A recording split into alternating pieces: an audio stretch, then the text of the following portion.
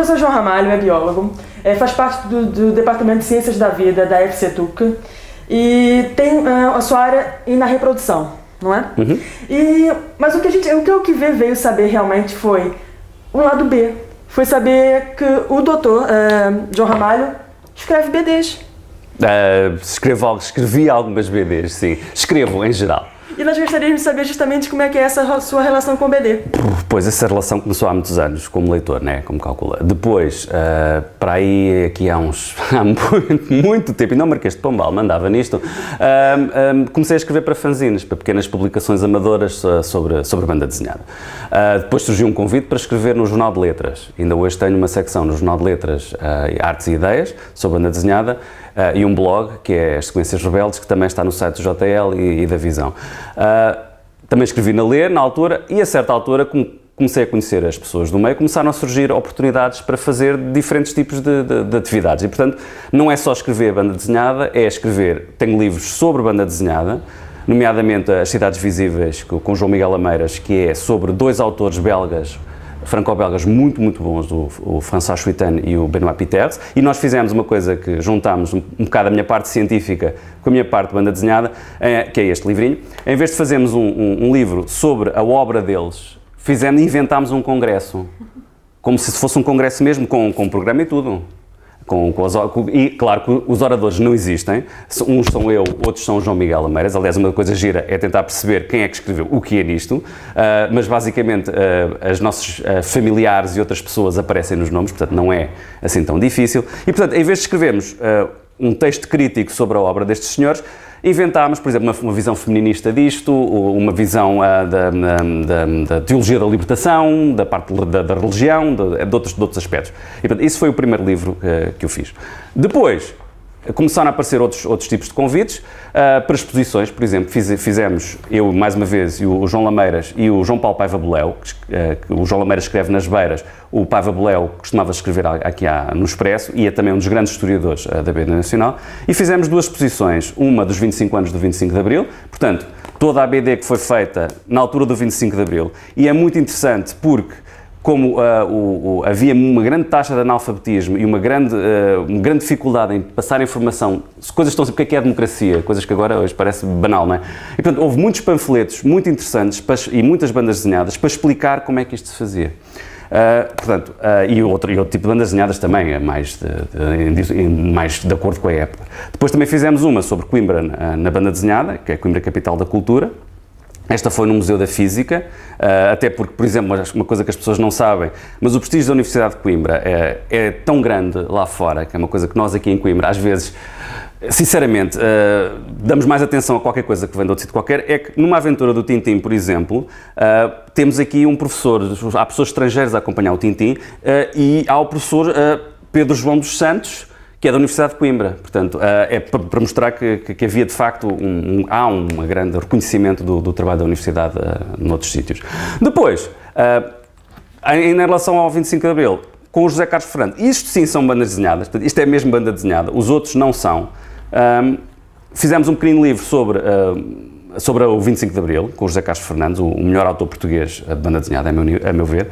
E quando fomos preparar este livro, o José Carlos tinha espalhados pelo escritório dele desenhos que não sabia muito bem o que é que lhes havia de fazer, portanto, desenhos que todos tinham carros e eram todos passados nos Estados Unidos, um bocado na onda Sam Shepard, Wim Wenders, Paris, Texas e tal. E, portanto, nós resolvemos fazer pequenos textinhos para acompanhar os desenhos e fizemos este livro que se chama Crossroads e que é um que eu gosto particularmente. Depois, ainda mais tarde, o Luís Louro, depois na sequência destas obras todas, o Luís Louro, que é outro autor de banda desenhada, português, muito bom, propôs-nos fazermos um argumento para um livro dele, que é o Éden 2.0, onde eu também meti algumas das minhas referências enquanto cientista que trabalhou também além da reprodução na clonagem, nas células estaminais e nessas coisas assim. Portanto, há ainda uma outra coisinha que fizemos para o público, também muito engraçada. O problema da banda desenhada, não é um problema, é que eu não desenho. E quando uma pessoa escreve e não desenha, depois tem que se sujeitar ao que o desenhador fizer, porque a parte visual da banda desenhada é extraordinariamente importante e quando se vê isto, a primeira coisa que uma pessoa que não percebe nada disto vê é como é que está desenhado. E, portanto, não é propriamente como é que está escrito, não tem tempo.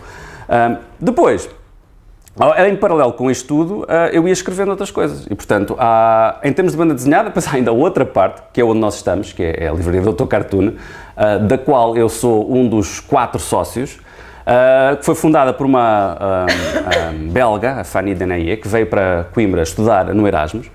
Gostou tanto que fundou aqui a loja de banda desenhada. Quando decidiu voltar para a Bélgica, por razões profissionais, nós comprámos a loja e, portanto, eu agora também, de vez em quando a investigação, as aulas, etc., me permitem, às vezes estou aqui e pronto, vendo livros e leio livros e faço coisas assim do género. Pronto, essa é a parte da banda desenhada. Em termos de escrita criativa, portanto, além de banda desenhada, como aqui não depende de um desenhador, escrevo também, enfim, romances, se quiser. Tenho um em português e tenho outro em inglês. Todos giram à volta da minha experiência enquanto investigador, quer como imigrante. O Portland, Portugal, um voo doméstico, como o próprio nome indica, tem a ver com os 2 sítios onde eu passei muito tempo na década de 90, princípios deste século, onde tive muitos anos, e tem a ver um bocado com os aeroportos e com as imigrações e com essas coisas todas, e foi editado em 2007 pela Afrontamento. A outra coisa é escrevo também em inglês, sobre temas de laboratório, da investigação científica. Portanto, que estão no site Lablit, que é um site que tem este tipo de histórias, e publicam-se também na Nature, na revista Nature, que as pessoas acham que publica sobre tudo ciência, e publica, claro, sobre tudo ciência, e nós temos lá alguns artigos publicados, mas também publica ficção científica. Tem uma página de ficção científica só. Portanto, numa página uma pessoa tem de resumir uma ideia que tenha a ver com a ciência atual, mas que tenha alguma projeção no futuro. E, portanto, eu tenho lá 2 histórias, chama-se Nature Futures, portanto, é uma secção de ficção científica. Você abordou vários assuntos que eu queria voltar Está à vontade, como quiser. Vamos começar, então, do início. Por que BD? Por que BD? Sei lá, porque quando era miúdo lia muito banda desenhada em revista, nomeadamente o Tintin, a revista Tintin, que é a referência para a minha geração. Leio outras coisas, cara. As pessoas, é uma coisa que eu acho super irritante. Uma pessoa, gostas de patinhas, gostas de não sei o quê, gostas do super-homem, não sei o quê. Sim, mas não é só isso, eu também leio muitas outras coisas. Portanto, a banda desenhada começou-me a interessar, basicamente, por ser uma relação entre linguagens. Havia um texto por um lado, um desenho por outro, havia uma relação entre as duas coisas e não é que o desenho diga, entre aspas, necessariamente a mesma coisa que diz o texto e vice-versa. Ou seja, cria-se ali um ambiente no meio que é muito interessante. Por outro lado, a banda desenhada é feita de vinhetas, não é? de sequências, de imagens, não é? E, portanto, há aqui um espaço que é este espaço em branco. E a pessoa, o leitor, ao contar de um livro ou de um filme em que uma pessoa está a ver e as imagens estão a cair todas, não são contínuas no cinema, como nós sabemos, mas dá essa sensação, não é? Aqui o leitor tem de construir o que falta aqui.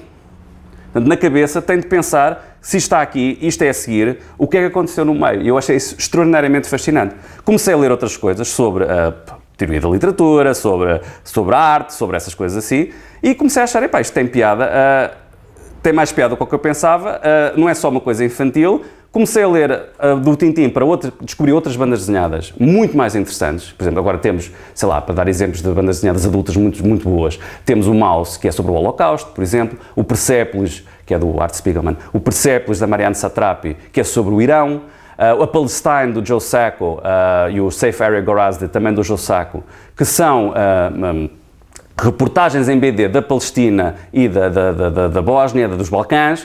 Temos muita coisa em banda desenhada muito interessante que dá uma outra possibilidade de abordar questões que, se fosse em filme, era de uma maneira, se fosse em livro ou reportagem, era de outra, em fotografia é de outra. Em banda desenhada há outra dimensão, que eu acho também interessante. Pronto. E você disse um pouquinho do escrever, como é que você divide seu tempo? Porque você escreve cientificamente e escreve a parte... Não há problema.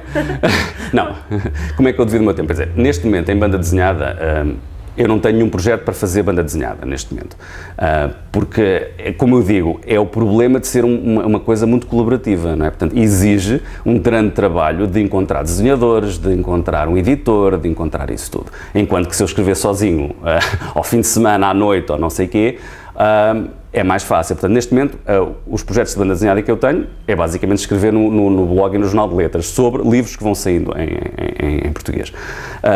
De resto, faço como toda a gente, quer dizer, escrevo à noite, escrevo aos fins de semana, aí tenho como um grupo de investigação, tenho um grupo de investigação com excelentes colaboradores que também colaboramos todos nisto, quer dizer, não é um trabalho individual. Ao contrário deste trabalho de escrita criativa, que é um trabalho individual, o trabalho científico, raríssimas vezes é um trabalho individual nesta altura. Claro que depois as pessoas vão dizer, pois ele mete os alunos a fazer tudo e depois não faz nada. Pois, está bem, isso eu já sei que as pessoas dizem, estão sempre a dizer esse tipo de atrapalhadas, que está errado. Basta falar com os meus alunos e ver. Não é? Sim, mas uma coisa que é interessante, mas você conseguiu aplicar o seu conhecimento científico também dentro... Pois, é assim, eu não acredito que haja, que é assim, não acredito que uma pessoa é cientista, sei lá, das 9 às 5 e depois passa a ser pai das 5 às 7 e depois é marido das 8 às 9 e depois é boémio da meia-noite às 3, quer dizer, isso não faz sentido nenhum, portanto, uma pessoa é tudo ao mesmo tempo e, portanto, eu não considero as coisas separadas. Okay? Eu, quando leio artigos científicos, é uma coisa que às vezes é uma coisa que custa muito transmitir aos meus alunos. É que muitos dos artigos científicos, além de ter os resultados claros e diretos que o autor quer transmitir, também tem uma história da qual ele nos quer convencer. E às vezes a história bate certo com o que ele está a dizer, com os resultados que ele tem, outras vezes não bate. Portanto, não é só em escrita criativa que há escrita criativa. Faço-me entender? Aliás, eu tenho uma atividade aos meus alunos do segundo ano e do terceiro, que é dar-lhes, são 140, eu dou-lhes 140 trabalhos científicos diferentes, um a cada um, só para não serem em grupo. E depois discutimos-los todos em conjunto, 10 de cada vez. E é muito interessante porque há um aluno que tem um artigo que diz uma coisa, há outro sobre um fenómeno, sobre, por exemplo, células estaminais ou reprodução, e há o artigo do outro aluno que diz o contrário. E, portanto, nós temos que pensar porque é que aquilo dá assim? E, portanto, quais são os resultados de um? Que técnicas é que o outro usou? Que interpretações abusivas ou não estão a fazer em relação ao outro? E como é que a gente chega a uma conclusão final? Que eles ficam sempre muito chocados porque acham que está no livro. A gente estuda o livro. E, portanto, estudamos o livro, sabemos o que se sabe. Se fosse assim, não havia trabalho para investigadores. Não é? Portanto, eu estou-lhes sempre a explicar que este é o livro. Eu estou em 2010, a edição de 2010. Vou-vos mostrar imagens da de 2008 que já não estão na de 2010. Porquê? Porque, entretanto, verificou-se que aquilo não é verdade. Pronto, isto vai tudo evoluindo. Portanto, respondendo mais concretamente à sua pergunta, eu não acho que isto seja separado. Acho que as pessoas são o que são sempre, basicamente. Eu queria que agora chamar a atenção, primeiro, do 25 de Abril. Você tem dois sobre o tema. Portanto, isto foi uma proposta que da Comissão das Comemorações dos 25 anos do 25 de Abril. Fizemos uma proposta para fazer uma recolha da banda desenhada que tinha sido publicada nesta altura. Portanto, temos aqui, sei lá, panfletos dos partidos políticos em banda desenhada, das primeiras eleições, por exemplo. Temos aqui revistas de banda desenhada, nomeadamente a revista Visão, que é uma revista de BD anterior à Visão, a revista de informação que temos hoje, onde temos algumas coisas, por exemplo, sobre a guerra colonial, embora deva dizer que, tal como noutros sítios, a guerra colonial não é um grande tema em Portugal, é um bocado como a guerra civil em Espanha. Só mais tarde é que se começou a falar um bocado nisso. Temos banda desenhada feita nos países africanos de língua oficial portuguesa, não é? Também relacionados com a revolução deles, não é? Depois temos toda uma série de coisas, cartoons, crítica política, sobretudo, muito vincada, não é? Temos também, e o pessoal da minha geração que vê vir isto, percebe bem que tem aqui os ilustradores que depois fizeram os livros que foram utilizados na terceira e na quarta classe nos anos 80, por exemplo, e depois temos basicamente um monte de coisas muito giras. Por outro lado, isto é um bocado história ou nostalgia, não é? Quer dizer, portanto, não tem assim, na minha opinião, um interesse absoluto. Portanto, o que fizemos a seguir, tivemos mais duas propostas. Uma foi pedir a novos autores de BD portuguesa, que conhecemos, que fizessem a sua visão em 4 páginas, 4 páginas, do 25 de Abril. Portanto, uma modernização qual é, 25 anos depois, para estas pessoas, alguns dos quais nós já tínhamos BDs deles de 70 e tal. Portanto, é muito engraçado isso. Outros não eram nascidos. Portanto, isto passa-lhes, é uma coisa que é-lhes um bocado distante. E, portanto, foi muito interessante ver como é que eles interpretaram o 25 de Abril. Por outro lado, um outro projeto relacionado com este foi uma outra proposta que nos fizeram era útil fazermos um livro para as escolas, que tivesse um intuito pedagógico de explicar às crianças de uma maneira razoavelmente simples e não proselitando, não é? O que é que consistia, em que é que consistia o 25 de Abril? Quais eram os principais assuntos, enfim, mais ou menos que não são propriamente muito controversos do 25 de Abril, acho que são mais ou menos óbvios. Portanto, o que é que eu quero dizer com isto? Não está aqui o 25 de Novembro, é o que eu quero dizer, basicamente. E pronto, e fizemos um pequeno livro com o José Carlos Fernandes, que tem estado, ainda vejo muitas vezes nas escolas e por aí, que é um pequenino, como é que este miúdo que não viveu o 25 de Abril, não era nascido, mas o pai era e viveu, e como é que o pai explica ao filho o que é que foi o 25 de Abril, porque o filho obviamente sabe que é feriado, mas mais que ser feriado não sabe, não é? Portanto é um bocado essa onda, e bateu-se um bocado fomos aqui buscar um bocado os inquéritos que foram feitos pelo Centro de Documentação 25 de Abril aqui na Universidade de Coimbra, que nos disseram basicamente quais era a visão que as diferentes gerações tinham do 25 de Abril. Nós tentámos pôr isto um bocado aqui. Portanto, esse é o projeto do 25 de Abril. E você ainda continua Portland, Portugal? É assim, eu fui para Portland em 97, voltei em 2000 e depois ainda continuei a voltar. Entretanto, tenho ido para outros sítios, estive em Pittsburgh, que é mais na costa leste, de 2003 a 2006, ia lá no verão, que é quando as pessoas vão para férias. Eu ia para férias, mas ia para o laboratório, porque aqui em Portugal eu já tenho muita gente a trabalhar comigo e, portanto, basicamente o meu papel é mais de coordenador e de escritor, lá está, e de escrever projetos, escrever artigos e de comentar e de tentar fazer com que os meus alunos façam melhores experiências e, portanto, eu ia para Pittsburgh de junho a setembro, mais ou menos, conciliando com as aulas e os exames, e trabalhava lá no laboratório mesmo, porque eu acho que isso faz muita falta. Depois, em 2009, passei o ano tive uma bolsa Fulbright e passei um ano na Universidade da Califórnia em São Francisco. Portanto, estive lá em 2009 a fazer também experiências na bancada, portanto, não como líder de grupo, nem como investigador responsável por outros investigadores, mas como simples, entre aspas, investigador. Claro que era de longe o mais velho a trabalhar e eles achavam que era um avôzinho com muito armado ao pingarelho a fazer coisas muito giras, a pipetar, olha o avôzinho a tentar fazer experiências, que engraçado. Porque estamos a falar de miúdos de 22 anos e eu já tenho mais que isso, não é? Um bocadinho só. Pronto. E para terminar, como é que você faz essa relação entre a Universidade de Coimbra, as suas BDs e o Departamento de Ciências da Vida? Como é que eu faço essa relação? Quer dizer, eu acho que faço-a vivendo e sendo eu próprio, quer dizer, não é propriamente uma coisa que eu penso, quer dizer, eu não sou investigador, não sou professor, não sou escritor, não sou apreciador de banda desenhada, sou o João. E o João é isso tudo. E, portanto, eu quando estou fora a fazer experiências na bancada, sinto falta de dar aulas. Quando estou a dar aulas, sinto que os alunos estão impossíveis e que é não sei o quê, aquilo que as pessoas dizem, não dizem, mas pensam, que os meus colegas não dizem, mas pensam, e tenho vontade de voltar para o laboratório. Portanto, é tudo isto junto. Quer dizer, o que nós tentamos fazer, tal como no meu trabalho científico, é pontes entre coisas. Portanto, entre o Departamento de Ciências da Vida e os hospitais da Universidade, na parte da Biologia da Reprodução, porque de que é que me serve saber se o espermatozoide A ou B é melhor que o espermatozoide C ou D, se depois isso não puder ajudar pessoas, ok? Na parte da reprodução assistida. Portanto, isso é uma ligação óbvia. Ligações a outros investigadores de outros departamentos e dentro do próprio departamento e tentar fazer o melhor possível, quer no ensino de primeiro ciclo, quer no ensino do segundo ciclo, quer depois nos programas doutorais, que depois também, que é o meu hobby, entre aspas, coordeno 2, que é porque tenho pouco a fazer. Portanto, tentar que se faça melhor investigação na Universidade de Coimbra, que essa investigação esteja ligada ao ensino, que é uma coisa que eu acho dramático, como é que alguns colegas meus, muitos colegas meus, não falam da investigação que fazem nas aulas. Eu falo sempre. Eu falo na investigação dos meus colegas, não só da minha, dos meus colegas também.